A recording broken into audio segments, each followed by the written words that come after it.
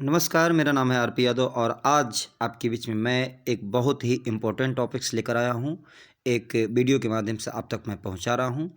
आज हम लोग पढ़ेंगे उपनयन संस्कार और समावर्तन संस्कार क्या होते हैं। इसके बाद 2-3 टॉपिक्स और मैं कवर करूँगा। तो सबसे पहले हम जानते हैं कि उपनयन संस्कार क्या होता है। आइए नोट्स के माध्यम से देखते हैं। उपनयन संस्कार आप देख सकते हैं नोट्स में। उपनयन संस्कार ये जो है वैदिक काल में दिया जाता था और वैदिक काल में औपचारिक शिक्षा प्राप्त करने के लिए औपचारिक शिक्षा प्राप्त करने से पहले यह संस्कार दिया जाता था। उपनयन का अर्थ क्या होता है? तो उपनयन का अर्थ होता है विद्या ग्रहण करने के लिए गुरु के पास जाना। विद्या ग्रहण करने के लिए गुरु के पास जाना उपनयन का अर्थ होता है। अब ये प्रक्रिया क्या होती है, किस तरह से उपनयन संस्कार उस समय दिया जाता था, आइए देखते हैं। यह प्रक्रिया हमारा हेडिंग होगा। इस दिन बालक को विद्या के देवी सरस्वती की विधिवत वंदना कराई जाती थी। इसके बाद गुरु मंत्र से बालक को दीक्षित करता था और बालक को यह कहना होता था, क्या कहना होता था? यहाँ इन्वर्टेड कॉमा में आप देख सकते हैं मैं ब्रह्मचर्य का पालन करूँगा, मुझे अपने पास रखिए और शिष्य बनने की आज्ञा दीजिए। ये बालक से कहवाया जाता था और बालक कहता था कि मैं आज से ब्रह्मचर्य नियम का पालन करूँगा, मुझे अपने पास रखिए और शिष्य होने की आज्ञा दीजिए। ये था प्रक्रिया। अब देखते हैं अवधि क्या था, समय क्या था, कब तक शिक्षा ग्रहण या करते थे लोग। तो आमतौर पर विद्यार्थी का जीवन काल उसमें 12 वर्ष माना जाता था, परंतु अगर विद्यार्थी चाहें तो वह लंबे समय तक विद्या ग्रहण कर सकता था। और इसकी उम्र तो हर जातियों में उम्र जो है निश्चित उसमें था, और वो था अगर वह ब्राह्मण है तो ब्राह्मण 5 वर्ष की आयु में, क्षत्रिय 6 वर्ष की आयु में और वैश्य 8 वर्ष की आयु में विद्या ग्रहण कर सकते थे। तो ये था हमारा उपनयन संस्कार। उपनयन का मतलब होता है विद्या ग्रहण करने के लिए गुरु के पास जाना।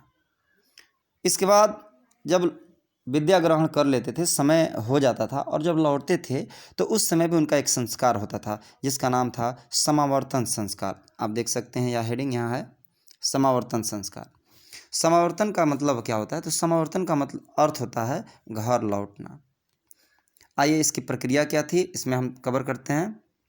इसमें सबसे पहले छात्र को ब्रह्मचारी वस्त्र उतार के गृहस्थ जीवन के वस्त्र पहनाए जाते थे। इसके बाद उन्हें गुरु यज्ञवेदी के समक्ष बैठाते थे। मंत्रों से देवताओं की आराधना करते थे।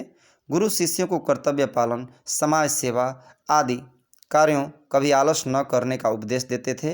अंत में गुरु शिष्य को गुरुकुल से घर के लिए विदा कर देते थे और यह प्रक्रिया कहलाती है समावर्तन संस्कार कहलाती थी। यानी कि विद्या ग्रहण करने के बाद उस बालक को, उस स्टूडेंट को घर के लिए रवाना करना, ये कहलाता था समावर्तन संस्कार।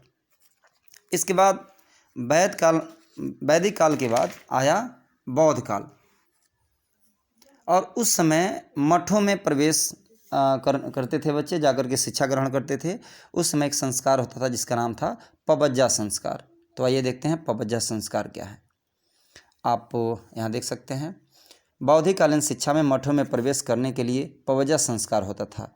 बिना पिटक के अनुसार छात्र अपने सिर के बाल मुड़वाता था, पीले कपड़े पहनता था, मठ के भिक्षुओं के चरणों में अपना माथा टेकता था और फिर पालथी मार के बैठ जाता था। उसे 3 बार कहना पड़ता था, बुद्धम शरणम गच्छामि, धम्मम शरणम गच्छामि, संघम शरणम गच्छामि।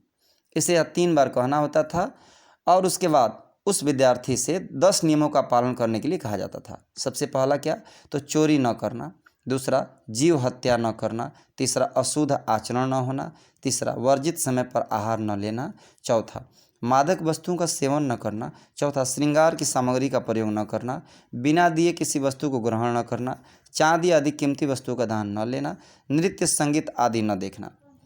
और पबज्जा संस्कार के बाद छात्र को श्रमण या समनेर के नाम से जाना जाता था। तो ये था हमारा पबज्जा संस्कार।